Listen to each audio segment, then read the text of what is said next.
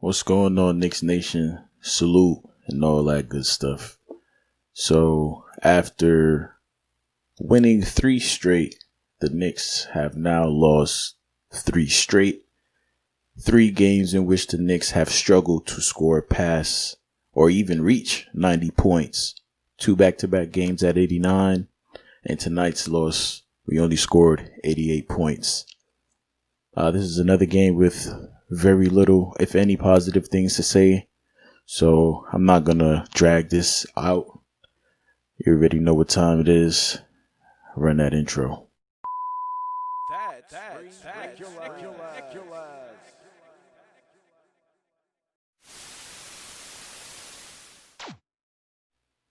Salute again. And once again, thank you for tuning in to That's ReKNICKulous. Man, I know I probably sound depleted. If you've been watching from the very first video that I've uploaded, you've probably kind of seen the energy rise, and now you have seen it fall as the Knicks have fallen once again. This time, a 21-point deficit, 21-point blowout to the Charlotte Hornets. My prediction for this game was not to lose, and definitely not to lose in this fashion. I believe the game started at 7 o'clock tonight. I got off of work at 7, and I came home and I was moving a little slow. So I thought the game was going to start at 7:30 for whatever reason. But when I finally got my stream going, got the feed going and put the game on, we were down 8 points. It was 8-0 to be exact. And I'm like, what's going on here? I'm like, you know what? I'm going to just chill out. I'm pretty sure that we're going to be able to turn this around. And before you know it, we were down 10-0. They was about to 11-zip us. If you play 2K, and if you play 2K with multiple people, you know, like little 2K tournaments in the crib or whatever, you got a couple people around waiting to play, you know that if the game starts first quarter and a team or a player is down 11-0, that's it. Pass the controller. You know what I'm saying? Most people probably do the 21-point blowout. If you reach 21 and you don't score, game's over as well. You gotta pass up the sticks. Well, we were about to hit that 11-zip. I don't think we got 11-zipped, but I think finally, damn, I really can't remember who made that first basket for us. I could probably go back and find it, actually. Is what I'm going to do. I'm going to go back and find it. Find our first shot, our first score attempt. Okay, Randall. Randall hit 3 free throws to get us on the board. Yeah, it was 10-zip.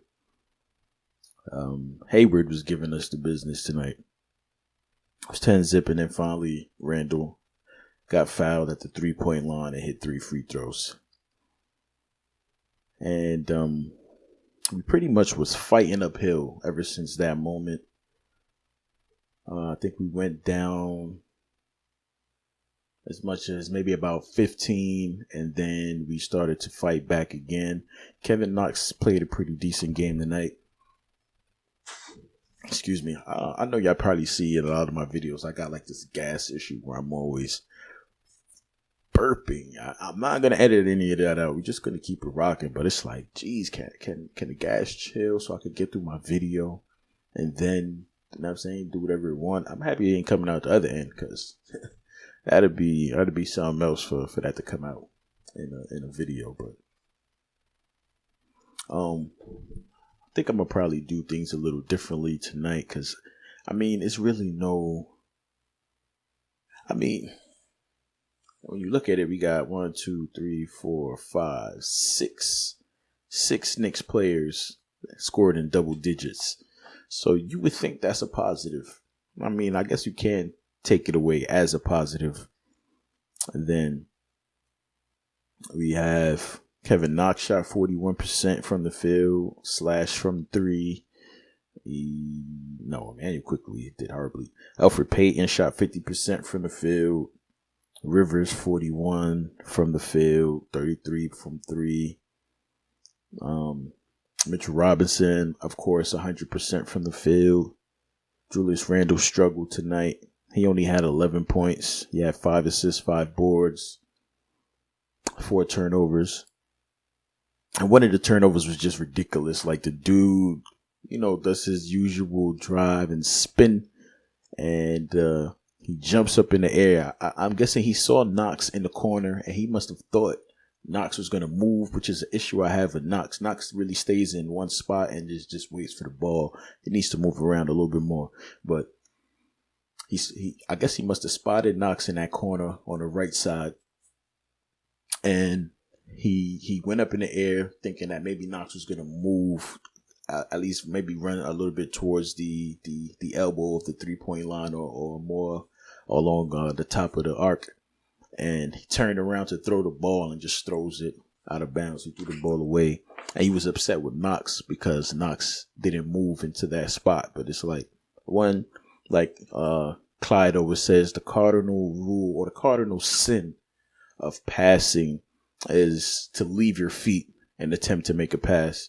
Now, there are instances when that pass works and it's a beautiful pass. It looks good and everything like that. But in this instance, in most instances, it's not a good pass and it's not a good look.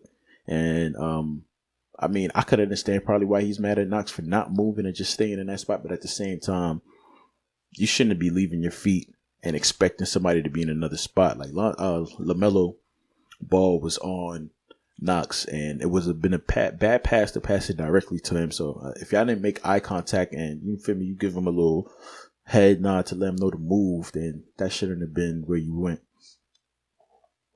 So yeah, that's pretty much what the night was. He was 2 of 9 from the field, Julius Randle, and 7 of 8 from the free throw line. He's been doing pretty good at the line, getting to the line and scoring. So I think only one Knick player was not in the negatives and the plus and minus for us, and that was Nerlens Noel. He came and played pretty solid defense, and he put up 4 points tonight. Let's see. Let's go to RJ Barrett, and he pretty much struggled again. He had 11 points tonight, 5 assists, 9 rebounds, which is good. I'm not knocking that. 11, 5, and 9 is pretty good. But then when you shift on down to the field goal percentage and the 3-point percentages, he shot 0 of 5 from 3 and 5 of 18 from the field. I'm going to continue to say this every single video that I do until I hear otherwise from the Knicks media and until I scroll through Twitter and see, the guys who pretty much cover the Knicks team, the media guys that I follow, until I see them mention that RJ Barrett is in the gym consistently and putting up shots and trying to work better at his shooting, because this is ridiculous. This is disgusting, man. 0 of 5 from 3 and I've been commented many times on people's tweets and even in some of the Facebook groups that I'm in, talking about RJ and his shooting. And I'm saying that, you understand, like, if you're open, you have to take the shot. You know what I'm saying? Because there are many times, obviously, if you're watching the games, like I'm watching the games, where the offense is stagnant and there is no movement. If Julius Randle doesn't have the ball, if he has the ball, rather, guys are just standing around watching him. If he doesn't have the ball, Payton has the ball, and you already know what Payton is going to do when he has the ball. So I don't even need to get into that, at least not right now. So it's like RJ, in my opinion, going into tonight's game, I didn't want to see RJ come off the bench. I was hoping to still see RJ start. I believe I gave a starting lineup that I would like in the previous video. I'm probably gonna give a revamped idea of that now, after seeing RJ again tonight with his struggles. So we'll get to that in a few. Let's see who else. I'm gonna skip over AR for a minute.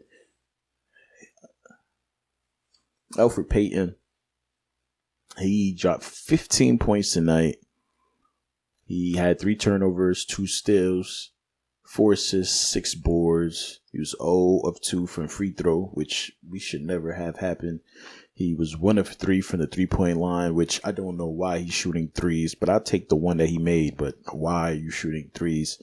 And he was 7 of 14 from the field. So he shot 50% from the field, but it's just still painful watching him just kind of force his way into the paint and force up shots. And it's just painful to watch.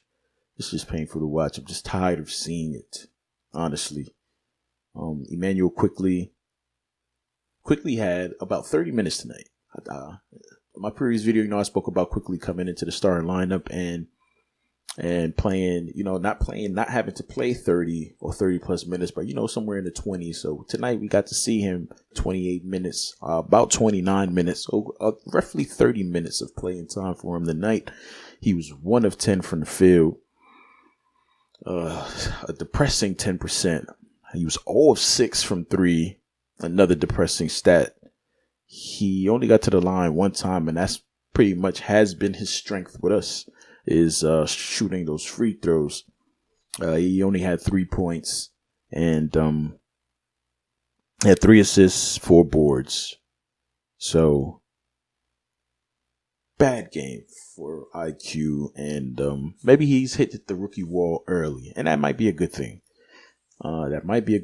Maybe Thibs not putting him injecting him into the lineup as quickly as possible. But then again, he had got hurt. He had got that hip pointer, and he had to rest in.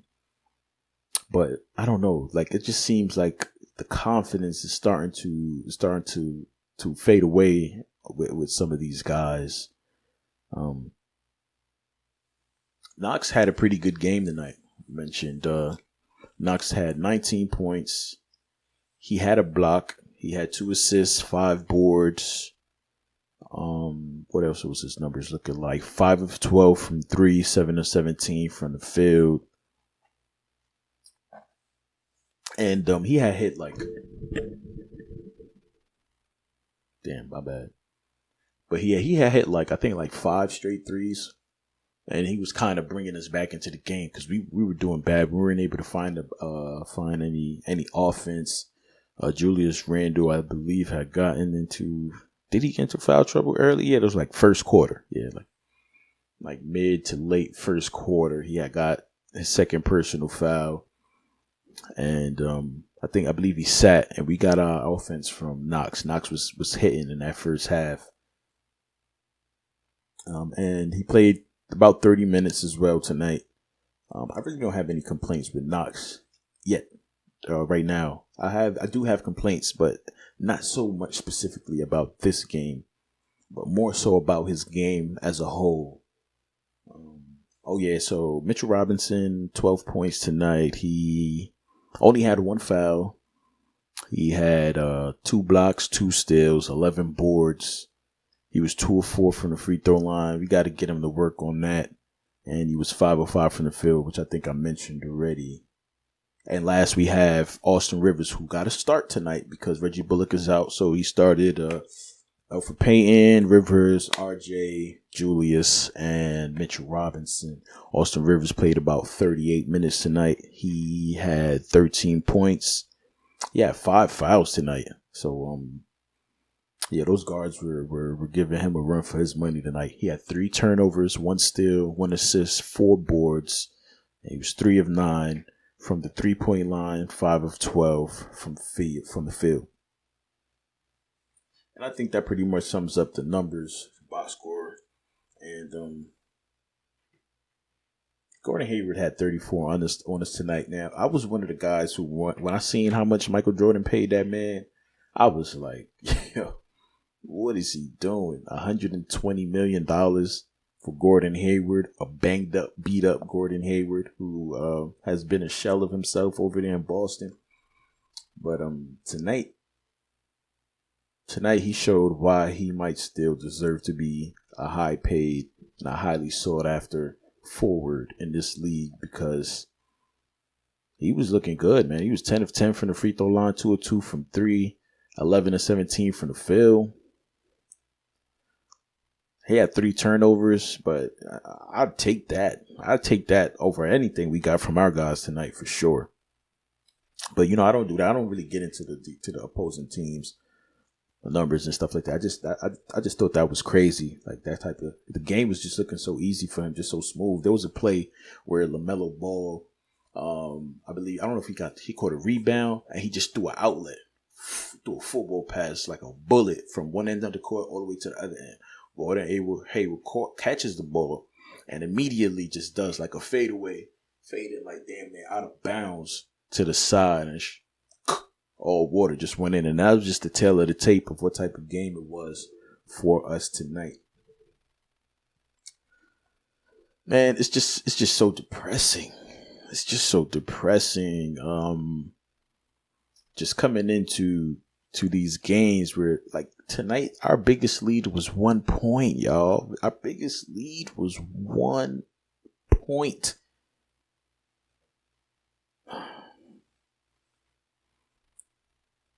I just don't know. I don't know if it is that these guys are winded. And if that's the case, then Tom Thibodeau is going to have to go to some of the guys on the bench. Now, I think we only have Iggy, Theo, and DSJ that are the 3 guys who are available to play for us that haven't been playing for whatever reason. But go to these guys if it is a fatigue thing. If these guys are tired, I mean, that's not going to help out Randall. That's not going to help out Mitch. Well, we got Noel to help out Mitch, so Mitch is not really a part of it. Mitch is cool. I think he might be a little winded too. Might just have to upgrade the minutes for Noel. But that's not going to help out Knox. That's not going to help out. I think it's only really going to help out maybe. Well, Knox, not Knox. RJ is who I meant to say. RJ. But hey, we have to try something. Austin Rivers got to start tonight because of the injury. And it's like,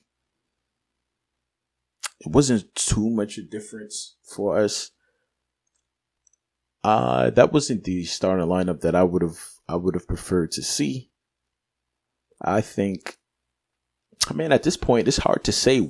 It's hard to even be in Tom Thibodeau's shoes and really figure this thing out, because Kevin Knox, even if you were to implement him into the starting lineup, he has to figure out how to move around on the floor. So if your spot is on the right side corner 3, you shouldn't just immediately go to the right side corner 3. Like, you shouldn't just do that. You should eventually work your way into that spot in an offensive set. I don't know what sets they're running. I don't know what offense they're running. I don't know. I done seen people say it's a modified triangle. I done heard different things. And teams are playing zone against us, especially with Alfred Payton on the court and RJ on the court, because these guys cannot hit to save their lives. They can't hit mid-range or perimeter shots to save their lives. So we're seeing a lot of zones. He has to run around. I'm saying, so this is my thing. We get up the court. Payton has the ball. Rivers has the ball. Randall, whichever one of these guys have the ball. You come up. You either fake a pick, you fake a pick, or you set the screen. You know what I'm saying, then you fade out to the left or the right. Well, you go into the right because that's your spot. You want to be on the right side, hit that shot. So you fade out to the right side, get to that corner 3. You know what I'm saying? If Randall has the ball, and this is what I think they should be, if they're trying to run something for Knox, which they should be trying to run some more sets for Knox, you kind of bring your defender to the paint on the right side, because you know Knox is behind you. You bring your defender to the paint on the right side. Usually what happens is they double Randall. So Knox's man is going to come off of him and give him space and come into double Randall. That's when Randall, if you choose to do so, which you don't need to do this, but that's when you do your little spin. You do your spin, I'm saying to draw the defense in closer to the rim, knowing that you're going to pass the ball out to the right side where Kevin Knox is waiting patiently open. Then you shoot the shot, Kevin Knox. Bam. You know what I'm saying? But what I've been seeing is they come up the court and Knox just goes to the right side and he's just standing there. And they're just watching. So he's on the right side, standing by the three. RJ Barrett is on the opposite side, standing by the three. Austin Rivers is at the top of the key on the left side. And Peyton or Quickly or whoever it is kind of at the top of the key also, because they do like this little ball handoff thing where Randall goes down to the paint to kind of like post up and get the ball again. So I don't know. They got to figure out something. You got to get Kevin Knox more involved. And also something that I've been crying for the longest. Tonight we witnessed it was about 0.5 seconds left on a shot clock. Kevin Knox inbounds the ball, throws it up there like I requested. I think in like video 3 or 4, he throws it up. I'm saying Mitchell Robinson grabs it, boom, dunks it. I haven't seen us do something like that since David Lee caught that tip-in buzzer beater back. I don't even remember what year that was, but back years ago. I mean, the Knicks sucked back then too, but it was just lit to get a win that way. You know what I'm saying? They threw the inbound pass to David Lee and he just tips it. And we had like 0.3, 0.4, maybe even 0.5. We had barely any time left on the clock. He tips it in. We got the W. Obviously, that didn't happen tonight. It was just a shot clock buzzer beater and not a game buzzer beater. But nonetheless, you know that you could just throw the ball up for Mitch and he's gonna throw it down. So how many turnovers we had tonight? We had 16 turnovers tonight. If our turnovers are coming from lob attempts to Mitch that's up in the sky, I am content with that. You want to know why I'm content with that? Because that's not something that we're doing on norm. I'm saying this is a different type of turnover. It's a higher percentage attempt, in my opinion. Like Mitchell Robinson is a super athletic center. His offense is going to come from driving to the basket and dunking, or from catching alley-oops, or from cleaning up the boards. That's just what his offensive game is that we have. If he's on the court, that you don't just go away. All 5 players on the court should be able to score. And it should be all 5 players on the court able to defend. So if we have him on the court playing 30-plus minutes, we need to find more ways to get him involved offensively. And with that being said, he as well needs to be in the gym doing free throw golf, man. He needs to be at the free throw line practicing. They need to figure out how to get his shot more fluid. I heard Clyde say that he's ambidextrous and he's able to use the left or the right. I believe he's been shooting with the right hand, and I think Mike Breen was like how he might want to shoot, or maybe it was Clyde saying that he looks like he should be shooting with the left. Do they let Clyde into the locker rooms to talk to these guys or anything like that? Do they watch the broadcast and listen to Clyde? Like, I don't know. They need. I know they have guys around these guys now that's supposed to be guiding them into the right directions, but it's like, bro, something is not working. So yeah, the Knicks fall below 500, and we have the Brooklyn Nets coming up Wednesday. Goddamn. Yo, this is going to be an interesting game. Going into Wednesday's game, the Knicks and the Nets are both 5-6. So we're sitting with the same record going into that game. Do the Nets play tonight? No. Do they play tomorrow? It don't even matter.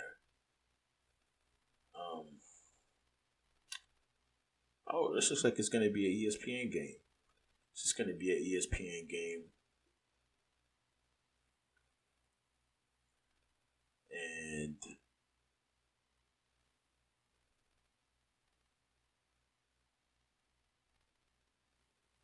let's see. trying to think. That last time we played the Nets, January 26, 2020. Was that the game that I went to? I think I went to that game. I'm trying to look at the game preview, see what numbers. Okay, yeah, so here we go.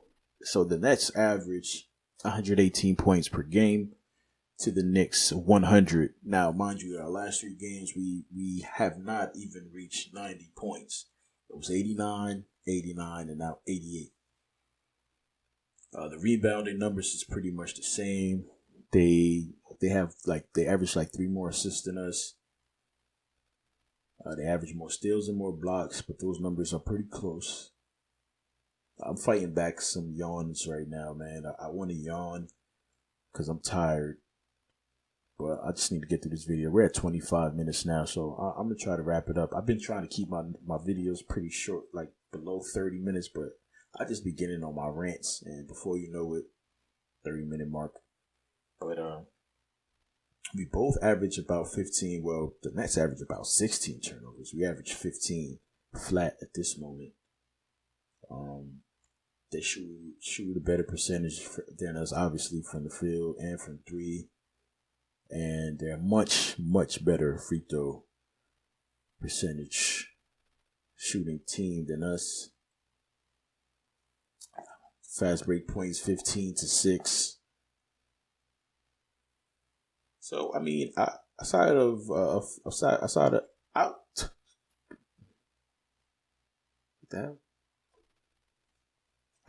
a couple categories, a few categories, it seems to be another pretty evenly matched up game. Well, obviously the Nets have guys like Kevin Durant, who's going to be a pain. I don't know how we're going to be able to defend him.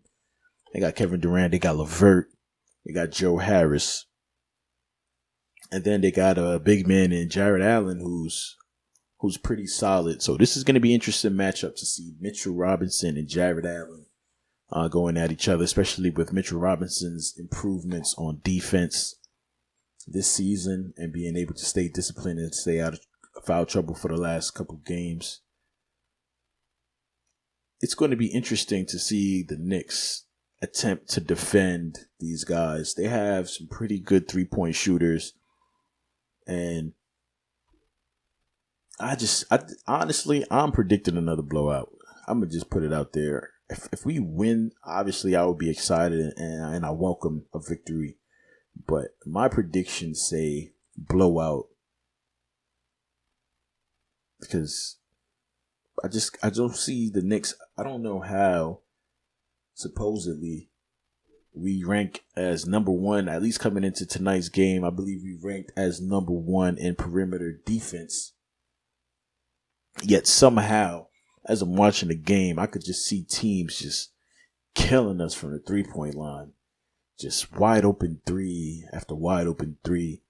And it's like, man, there was a play, not tonight's game, but I'm pretty sure there were similar instances, but there was a play in the Nuggets game where Jokic was pretty much underneath the basket, and he drew about 3 Knicks defenders to him, jumps up in the air and completes a pass out of the paint to the corner pocket on the left side. I believe Harris was over there, maybe, or Morris. Can't remember which one of them it was. But they had a wide open look and they drilled a 3. And the Knicks cannot afford to do that. Don't triple team Jokic. He's billed as a facilitating big man. Yes, he has scoring capabilities. Yes, he has magnificent footwork for a big man in the paint, and he's able to dupe guys and get them up in the air and able to do all of these things and find ways to score. But he also passes the ball really well. We got to get it together. And just like that, I'm already creeping up on 30 minutes. So I'm just going to say Thank you once again for supporting your man's here, the guy, the kid. I appreciate all of the love. I appreciate the subscribers. I appreciate the views and the comments. Once again, hasn't been much comments lately, so please, if you watch the videos, especially if you make it this far, I know it's not. It's a little probably discouraging to look at a video and see 30 something minutes and be like, I gotta sit through 30 minutes. This nigga talking, and this dude talk for 30 minutes. But man, I'm just a Knicks fan, just trying to make it out here. You feel me? So once again, thank you so much for the love and support. You already know what time it is. You know what show this is. That's ReKNICKulous. It's another ReKNICKulous blowout loss by the New York Knicks. And we're back at it on Wednesday. Know what I mean? You feel me? Holla at your boy. Bow. Thank you for tuning in. Go ahead and like, comment, share, subscribe, all that good stuff. We appreciate you over here in Knicks Nation. Once again, that's ReKNICKulous, and I'm out.